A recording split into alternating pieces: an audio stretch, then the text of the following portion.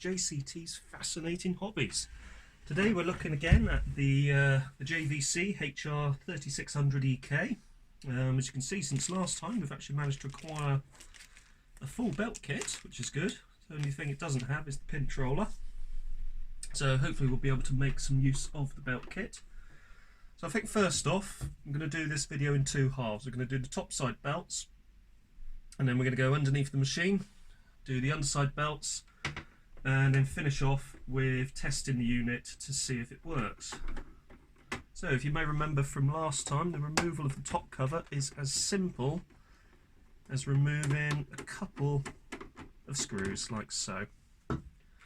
And the top cover comes off. Actually helps if you eject the cradle, and then the top cover just comes up and over the cradle like so, and we can set the top cover out of the way.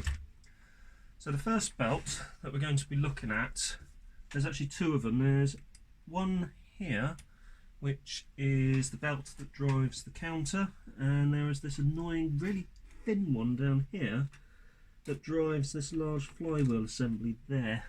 And I think that's the one that's causing us a lot of problems, because it really just isn't man enough for the job.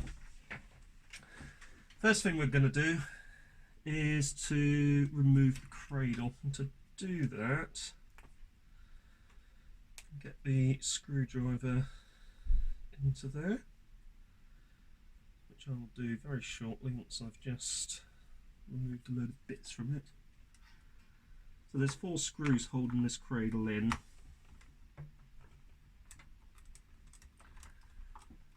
So I'm not sure if I talked much about this machine last time.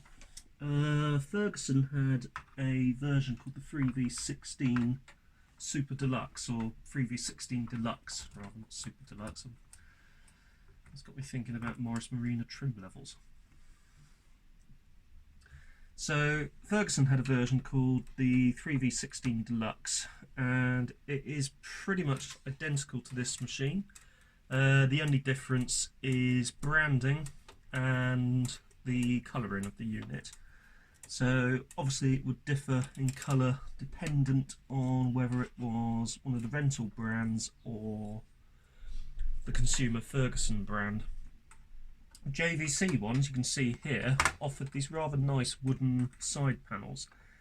They're not real wood, but they do seem to sort of work quite well, and they do look rather pleasant. And there's a lot of stuff in the sort of early 80s, late 70s, so this would have been an 1980 or 81 deck if I recall. Having something that was wood would look quite nice. It would certainly suit the living room surroundings. Anyway, out we come with this one. So that's the cradle, and that comes out of the way. I want to recover any screws that have dropped into the machine, so here's one here, which we can move out of the way. And the first thing we want to do is have a look at the belts which we have. And for this we'll bring back this top cover.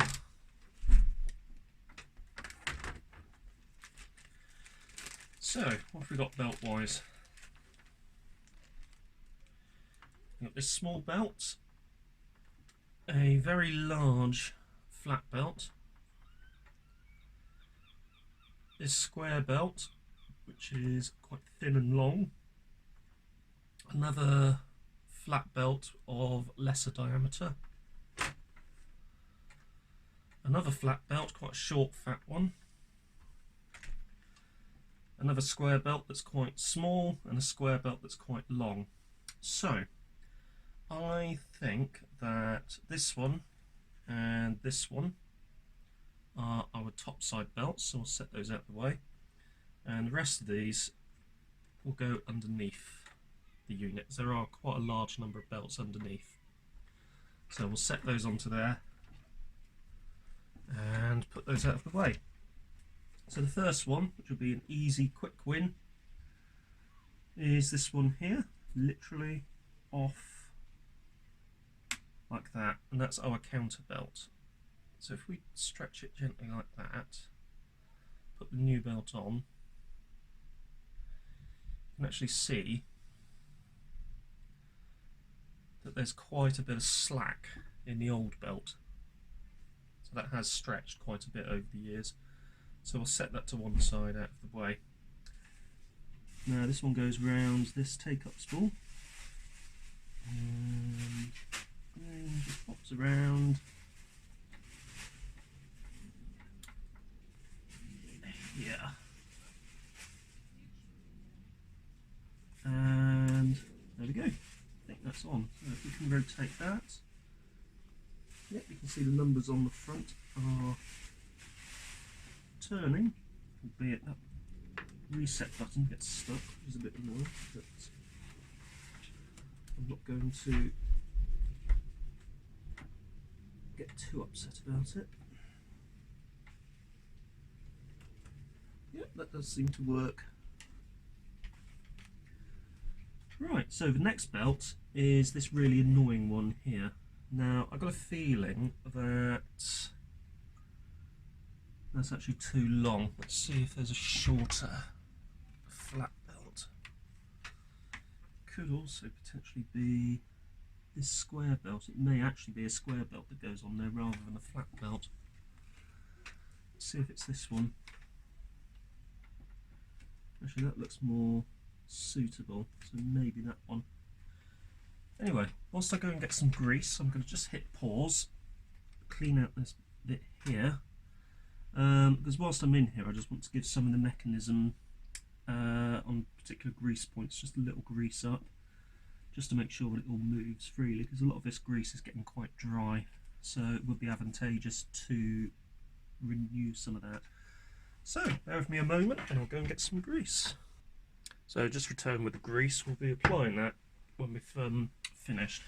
There's no point applying it whilst we're still working on the deck. If you remember from last time when I was trying to put this belt back on, one thing that I did was to remove this optical sensor just to get it out of the way. So it just makes life a little bit easier for getting the belt on. So let's just move that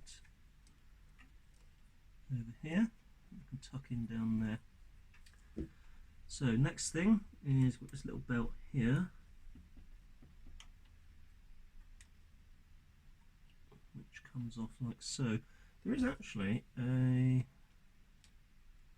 bracket here which I might be able to remove to make it easier to get the new belt on. It's literally there to stop the belt flying off there, I think. But it is a little bit difficult to get it on there, so I may have to leave that one. Now, I was wondering about these flat belts. That one's too big, so we can discount that one for the moment. This one seems to be the right sort of size, and does seem to go over there a lot easier than that little one used to.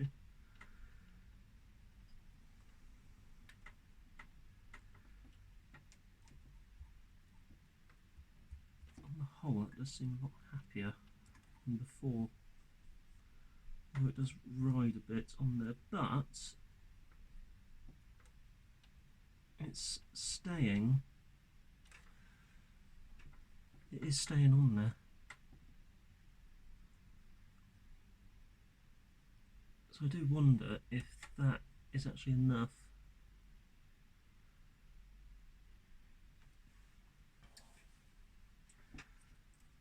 So we'll put this back on. So the end sensor tucks in behind here. Actually, it might be worth checking this for dry joints, and we look like we are okay. So the end sensor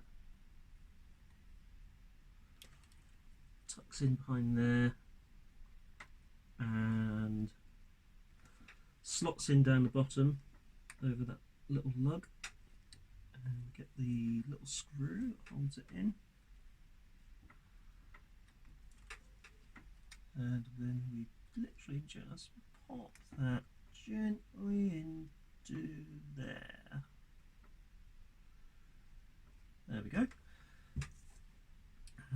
tighten the rest of it up.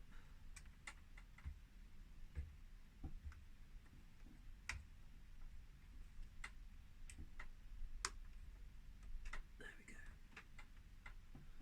So that's in place. The next thing that I'll do, actually spin that. Oh, you know, that's attached to this motor down here. So this one is attached to this spool here, this idler. So that does seem to be okay though, that is staying in place. And it's the right size as well. This is the one that was on there before. And it's, as you can see, it's very fragile. It almost looks like it's been chopped in half, because it's not really an even size all round. It's like someone has literally sort of taken a flat belt that's sort of twice the size of that and just gone chop down the middle with a pair of scissors, and it's left us with this sorry looking thing, which, I'll be honest, may have worked for a bit, but because of the torque involved trying to turn a tape spool, I do wonder if that just was not man enough for the job, if that really just wasn't up to it. So the next thing we'll do is very careful use of this grease.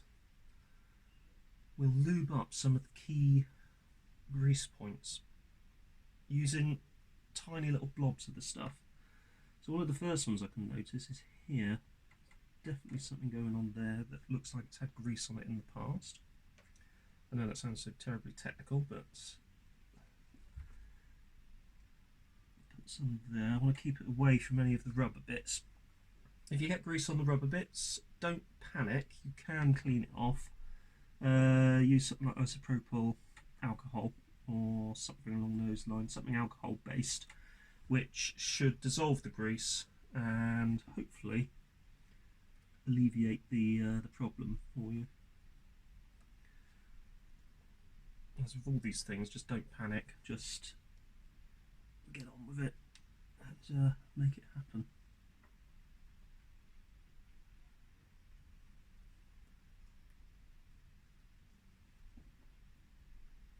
It does use quite an interesting wrapping mechanism. It's obviously the standard Omega wrap that VHS machines use, but they're almost sort of on a pair of, I can't really describe it, they're sort of on a pair of arms that sort of fold over like that. And when they come to lace up, they separate. And by separating, they pull the tape around the head. So they're closer together, then they separate and pull the tape around like that. It's quite interesting, really. It's sort of interesting to see just how these early machines actually sort of worked from a mechanical perspective. They're a lot more primitive than newer machines, but the one thing you do notice is pretty much everything in here apart from the spools, the idlers, well, the spools and the idlers, is metal. All of it is metal. So these were built to a very high standard, and obviously because it was a relatively new format, you want to instill an image of reliability, and the best way to do that is to use materials which are pretty strong. Metal at the time was certainly quite a strong material to use. As the years have gone on, plastics have sort of become involved, but plastics have been sort of developed over the years, and they are very long lasting and very sturdy. Sort of what could happen with a lot of plastics is if exposed to UV light, they would go very brittle and they would eventually sort of crack and cause all manner of issues and misery, etc. Anyway, I'll apply the final blob of grease and go there. It's probably too much, but I'll keep it lubricated anyway. I'm trying to see if there's anywhere else I can put it. No, I think that's probably it. Anyway, stay tuned because we are going to be doing the underside in the next video. If you found this video interesting, don't forget to hit that like button and also consider subscribing for more upcoming fascinating hobbies. Thanks for watching and see you next time.